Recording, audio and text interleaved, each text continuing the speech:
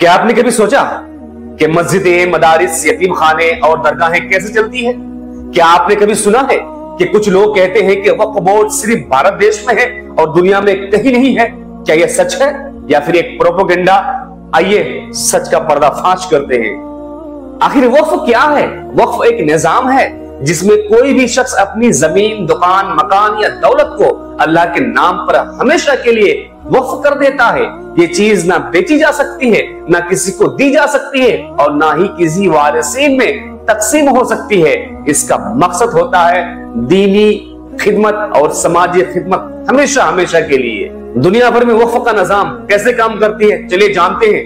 मिस्र में यहाँ मिनिस्ट्री ऑफ औकाफ वक्फ का पूरा निजाम संभालती है। मसाजिद, मदारिस, इस्लामी इदारे सब कुछ हुकूमत के निगरानी में चलता है। नंबर 2 तुर्की में कहलाने वाला निजाम हुकूमत के तहत वकीफ 1923 के बाद से अब तक वक्फ फलाही और इदारों और तालीमी निजाम में इस्तेमाल हो रहा है।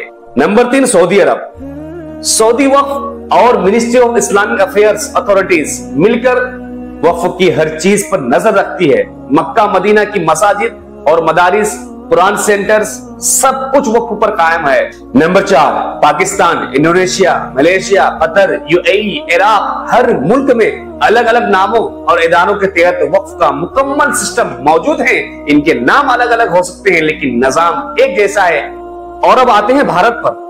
भारतीय मीडिया के कुछ हिस्से अक्सर ये दावा करते हैं कि वक्फ बोर्ड तो सिर्फ भारत में है, बाकी दुनिया में ऐसा कुछ नहीं है। लेकिन ये दावा सरासर झूठ है, प्रोपेगेंडा है कि भारत में जो निजाम वक्फ बोर्ड के नाम से है वही निजाम दुनिया के दूसरे ममालिक में मिनिस्ट्री, अथॉरिटी, फाउंडेशन के नाम से मौजूद है। फर्क सिर्फ नाम का है, काम का नहीं। वक्फ एक आलमी इस्लामी रिवायत है जो सदियों से यतीमों, मुसाफिरों, तालिबे इल्मों और जरूरतमंदों की खिदमत करती आ रही है। जो लोग कहते हैं कि ये सिर्फ भारत में है या मुसलमानों को खास फायदा देने के लिए बनाया गया है, तो याद रखें ये सिर्फ गलतफहमी नहीं बल्कि एक खास मंसूबाबंद प्रोपेगेंडा है। अब एक सवाल ये है, क्या आप सच्चाई को दोस्तों तक पहुंचाएंगे या सिर्फ प्रोपेगेंडा सुनकर खामोश रहेंगे?